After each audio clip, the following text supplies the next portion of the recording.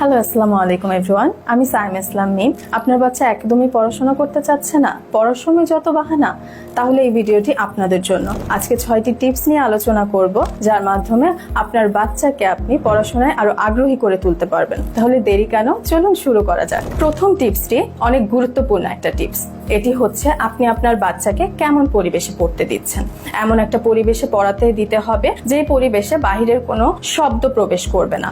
আপনি বাহিরে টিভি দেখছেন বা কেউ কথা বলছে, এমন একটা সাউন্ড যদি আপনার বাচ্চার যেখানে পড়ছে ওই রুমে আসে, তাহলে দেখা যাবে বাচ্চা পড়ায় একেবারে অমনোযোগী হয়ে পড়বে। তাই তাকে এমন একটা পরিবেশ দিন যেখানে বাহিরের কোনো শব্দ আসবে না, কোনো প্রকারের কোলাহল থাকবে না, তাহলে সে মনোযোগ সহকারে পড়তে পারবে। দ্বিতীয় টিপসটি হচ্ছে যেটা আমরা অনেকে অবহেলা করে থাকি, সেটি হচ্ছে যখন বাচ্চা পড়তে বসবে তখন অবশ্যই আমাদেরকে ফুল কনসেন্ট্রেশন বাচ্চাকে দিতে হবে। এমন না যে বাচ্চা পড়ছে আমরা মোবাইল ইউজ করছি, তাহলে দেখা যাবে বাচ্চা নিজেকে ইনসিগনিফিকেন্ট মনে করবে। এতে করে বাচ্চা যখন পড়াশোনা করবে তখন মনে করবে তাকে খুব অবহেলা করা হচ্ছে। এজন্য যখন বাচ্চা পড়াশোনা করবে তখন অবশ্যই এটা খেয়াল রাখতে হবে আপনাকেও ফুল কনসেন্ট্রেশন বাচ্চার উপর দিতে হবে।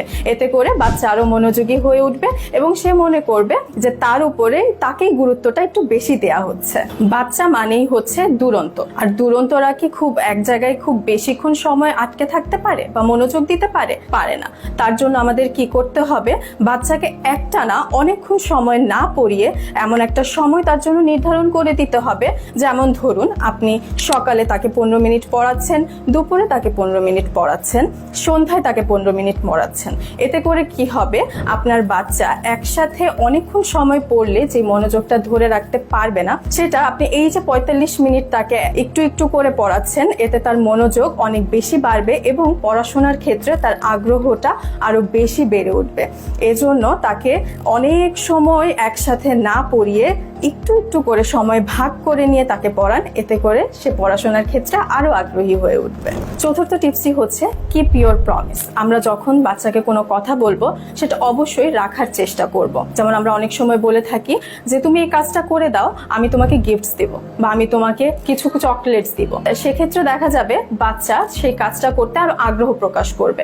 কিন্তু আমরা কি করি, আমরা বাচ্চাকে বলি তুমি এই কাজটা করো, পরেক্ষণে আমরা তাকে আরেকটা কাজ অ্যাড করে দিই। এটা আমরা কখনোই করব না। এটা যখনই আমরা করব সে ওই কাজটার প্রতি আগ্রহটা হারিয়ে ফেলবে।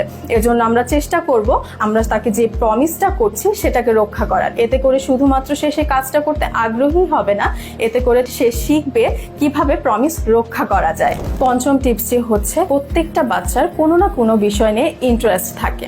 আপনাকে প্রথমে খুঁজে বের করতে হবে আপনার বাচ্চার কোন বিষয়ের উপর ইন্টারেস্ট আছে। যেমন ধরেন কিছু বাচ্চার পশু পাখির বিষয়ে ইন্টারেস্ট থাকে, কিছু বাচ্চার যানবাহনের প্রতি ইন্টারেস্ট থাকে, কিছু বাচ্চা খেলাধুলার প্রতি ইন্টারেস্ট থাকে। আপনাকে খুঁজে বের করতে হবে আপনার বাচ্চার ইন্টারেস্টটা কোথায় এবং তার সাথে এমন কিছু কোশ্চেন অ্যান্সারের সেগমেন্ট রাখতে হবে যেন সে ওই বিষয় সম্পর্কে আগ্রহী হয়ে উঠতে পারে এবং আপনি তার যথাযথ প্রয়োগ করতে পারেন।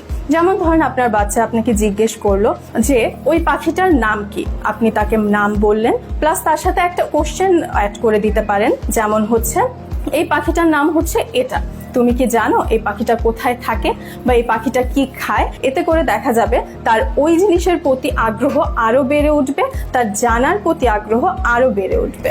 সর্বশেষ টিপসটি হচ্ছে আপনার বাচ্চাকে আর্লি এজ থেকে পড়াশোনার টাচে রাখতে হবে। আপনি যদি 5 বছরে এসে আপনার বাচ্চাকে আলফাবেটস বর্ণমালা নিয়ে একসাথে অনেক কিছু পড়ানোর চেষ্টা করেন, তখন দেখা যাবে সে পড়াশোনার ক্ষেত্রে আগ্রহ হারিয়ে ফেলবে। এজন্য আপনাকে যেটা করতে হবে, ছোট কাল থেকেই তাকে একটু একটু করে প্রত্যেকটা বিষয়ের উপরে তাকে জ্ঞান দিতে হবে। যেমন ছোট ছোট করে পড়াতে হবে, কিছু নাম্বারস, কিছু বর্ণমালা নিয়ে ছোটকাল থেকে কথা যদি বলেন, তাহলে দেখা যাবে আস্তে আস্তে সে ছোটকাল থেকে শিখে যাবে। তাকে যখন আপনি কোনো ইনস্টিটিউটে দিবেন তখন সে ইজিলি সেগুলোকে গেইন করতে পারবে বা নিতে পারবে। এতে করে তার মনোযোগ বাড়বে, প্লাস তার পড়ালেখার ক্ষেত্রে কোনো অনীহা কাজ করবে না। বাবা মা হিসেবে প্রত্যেকেরই বাচ্চাদের নিয়ে আশা আকাঙ্ক্ষা থাকে, তাই আমরা প্রত্যেকেই চাই আমার বাচ্চা বড় হোক, সফলতা পাক, কিন্তু আমাদের এই চাওয়া পাওয়া যেন তাদের কাছে বোঝা না হয়ে হয়ে যায়। আমরা যেন বাচ্চাদের দুর্বলতা সবলতা সবটা যেন একসাথে একসেপ্ট করে নিতে পারি। যেমন ধরুন, কিছু বাচ্চা আছে খুব ভালো পড়াশোনা করছে, কিছু বাচ্চা আছে একটু দুর্বল পড়াশোনার ক্ষেত্রে। সেটাকে একসেপ্ট করে নিতে হবে এবং মেনে নিতে হবে, তাকে আরো যেন ভালোভাবে নিজেকে বিল্ড আপ করতে পারে তার জন্য তাকে আগ্রহী করে তুলতে হবে। যেমন ধরুন, আপনার একটা স্কুলে 2 জন বাচ্চা মোটামুটি একটা রেজাল্ট করেছে।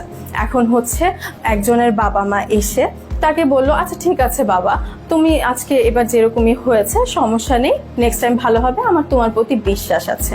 আর আরেকজনের বাবা মা কি করলো, এসে বাচ্চাকে এসে 2টা চর বসিয়ে দিল।